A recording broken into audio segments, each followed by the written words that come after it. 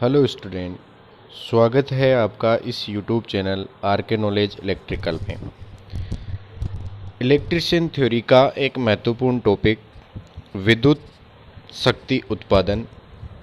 इसके top 25 question लेकर एक बार आपके सामने उपस्थित हुए हैं। ये 25 क्वेश्चन एक टेस्ट के रूप में आपको दिए गए थे।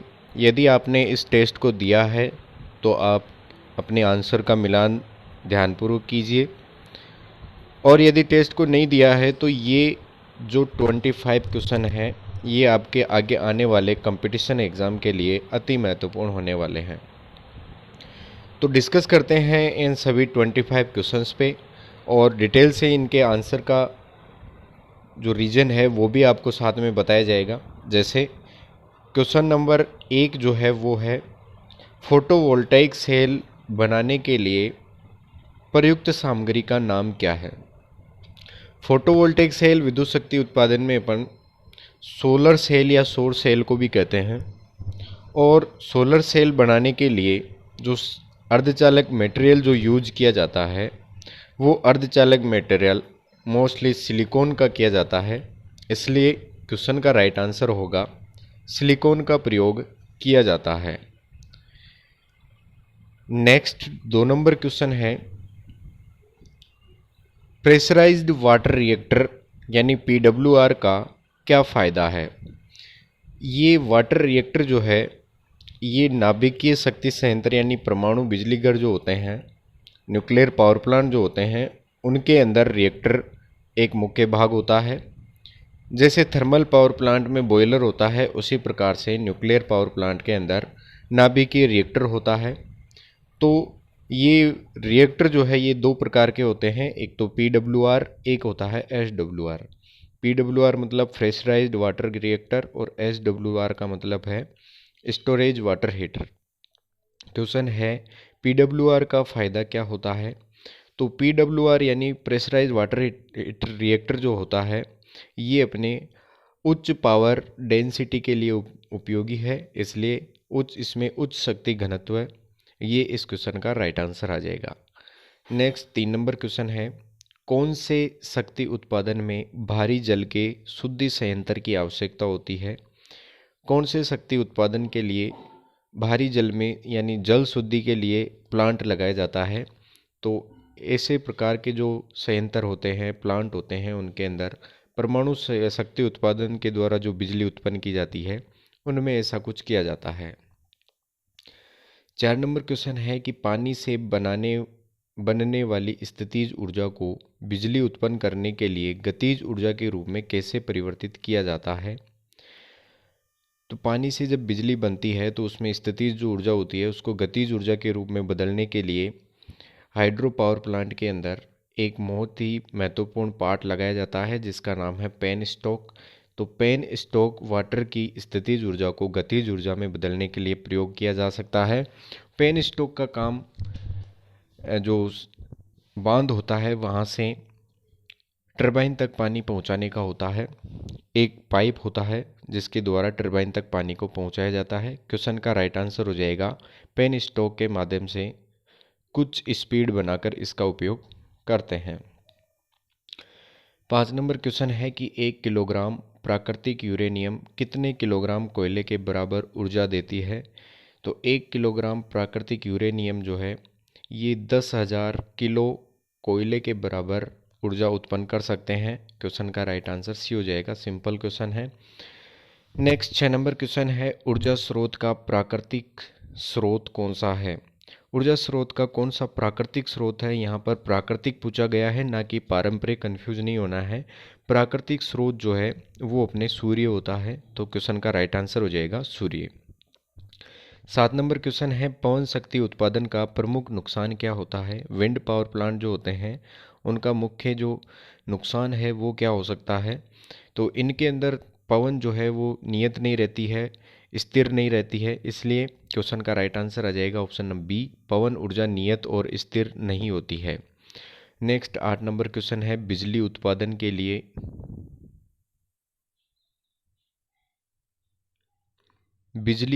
के लिए भारत में कौन सा ईंधन प्रचुर मात्रा में उपलब्ध होता है।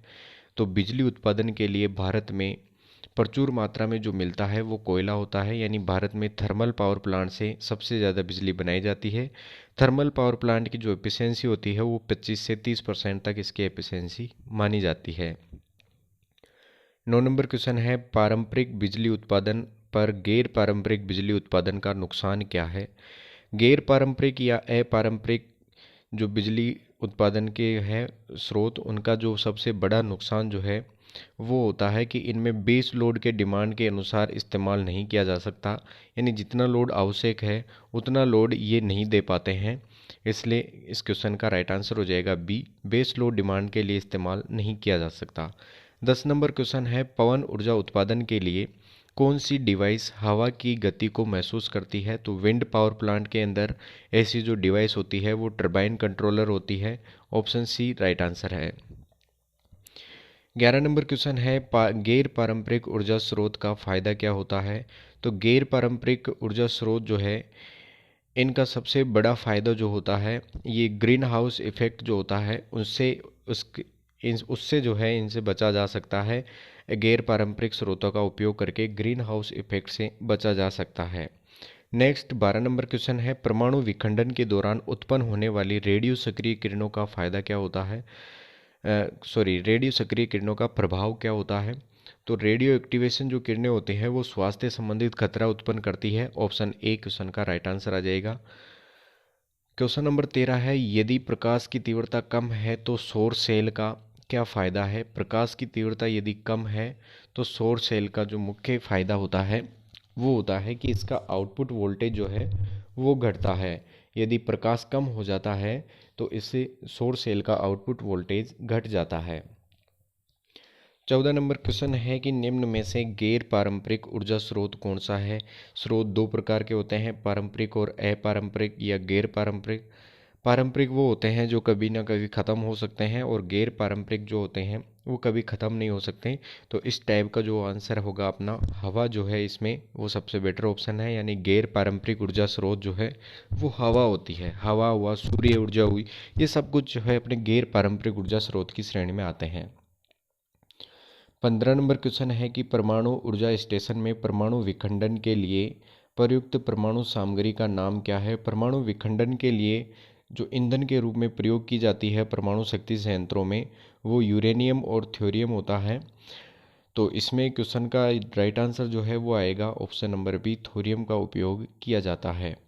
नेक्स्ट 16 नंबर क्वेश्चन है कि ऊंचे हेड वाले हाइड्रो इलेक्ट्रिक पावर प्लांट में किस टरबाइन का उपयोग किया जाता है। हाइड्रो पावर प्लांट में शीर्ष के आधार पर यानी हेड के आधार पर ये प्लांट 3 प्रकार के होते हैं, जिसमें निम्न आता है, मध्यम आता है और उच्च हेड वाले आते हैं। निम्न हेड वाले वो होते हैं जिनका बांध की ऊंचाई जो है वो 30 मीटर तक होती है। मध्यम वाले आते हैं 30 से 70 वाले, और उच्च हेड वाले आते हैं वो 70 से या 100 से अधिक मीटर तक की उनकी जो ऊंचाई होती है वो उच्च शीर्ष वाले आते हैं। तो उच्च हेड वाले हाइड्रो इलेक्ट्रिक पावर प्लांट के अंदर जो टरबाइन प्रयोग की जाती है वो इम्पल्स टरबाइन होती है, यानी आवेग टरबाइन जो है वो उपयोग की जाती है। क्वेश्चन का राइट आंसर हो जाएगा option number D.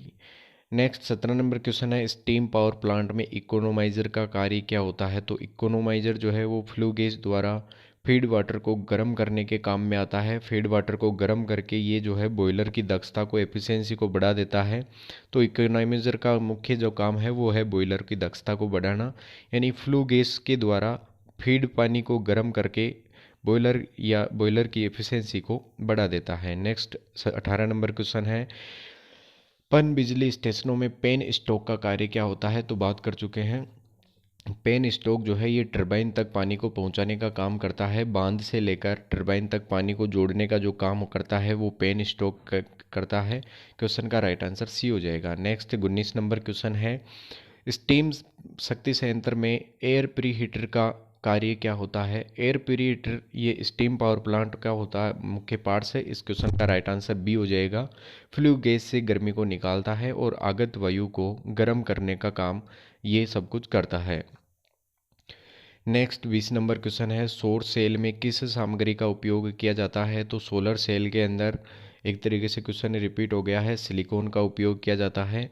Option number C question का राइट आंसर है। 21 नंबर क्वेश्चन है, किस प्रकार का बिजली संयंत्र अधिक कुशल होता है। अधिक कुशल का अर्थ यहाँ पे ये समझना है कि किसकी एफिशिएंसी जो है वो अधिक है, कौन सा सही तरीके से काम कर सकता है। जो सही तरीके से जो प्लांट काम करता है उसकी एफिशिएंसी अधिक होती है। तो निम्न में से जो एफिशिएंसी सर्वाधिक है वो हाइड्रो पावर प्लांट की होती है।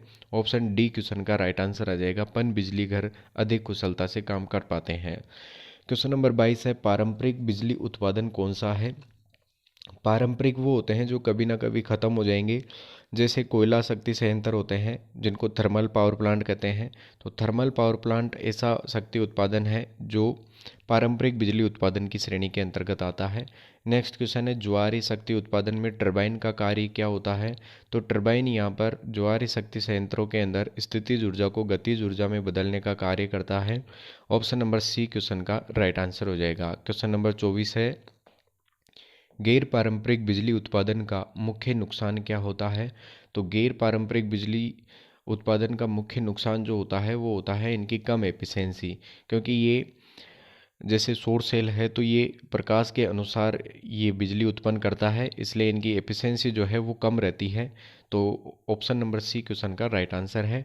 और आज के इस टेस्ट का जो लास्ट क्वेश्चन है वो है, परमाणु रिएक्टर में नियंत्रक छड़ के रूप में किस सामग्री का उपयोग करते हैं। तो परमाणु रिएक्टर एक नाभिकीय शक्ति संयंत्र यानी न्यूक्लियर पावर प्लांट का एक मुख्य पार्ट्स होता है। तो इसके अंदर जो कंट्रोल छड़ होती है उसके अंदर अपन कैडमियम का उपयोग करते हैं।